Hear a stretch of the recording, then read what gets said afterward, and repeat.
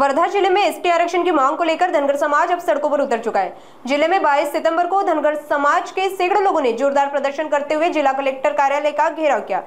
समाज की मुख्य मांग है कि धनगर समाज को अनुसूचित जनजाति में शामिल कर आरक्षण का लाभ तुरंत दिया जाए और जालना में जारी आमरण अनशन को सरकार गंभीरता से ले।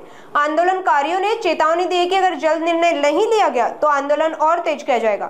आखिरकार अब सवाल यह है कि सरकार धनगर समाज की मांगे मानेगी भी या नहीं। ती मागणी अशी आहे की धनगर समाजाच्या आरक्षणाचा प्रश्न हा रेंगाळत पडलेला आहे आणि त्यामध्ये सरकारची भूमिका नेहमी बनवाबनवीची राहिली।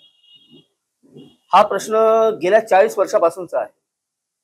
बाकीच्या समाजाच्या आरक्षणाचा भाग हा वेगळा भाग असू शकतो, पण मला असं आठवते की 1985-86 पासूनचा हा धनगर आरक्षणाचा प्रश्न आहे।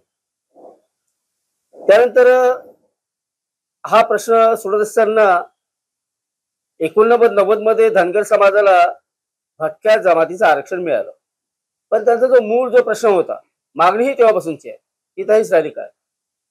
मग त्याला ते पुढे जात असताना ते आंदोलन सातत्याने सुरू होतं, परंतु तरी आंदोलनाला मला एक आव्हान दिलं होतं 2012 मध्ये बारामतीमध्ये हजारो तरुण उपोषणाला बसले।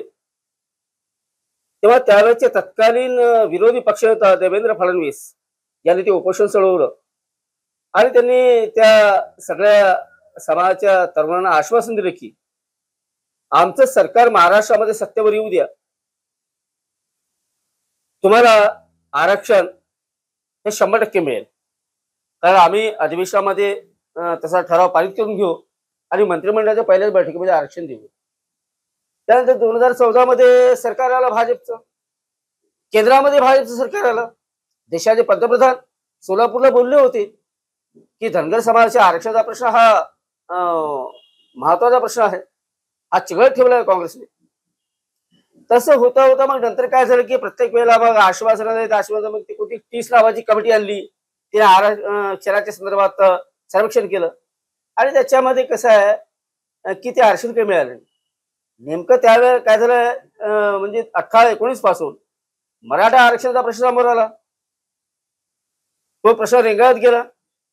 त्यानंतर मग आता जरांगे पाटलांनी ते आंदोलन जे केलं, त्या आंदोलनामध्ये त्यांना आश्वासन दिलं की हैदराबाद गॅरेज प्रमाणे जे सगळे सोयरे आहेत त्याप्रमाणे आम्ही तुम्हाला आरक्षण देण्याची प्रक्रिया सुरू झाली।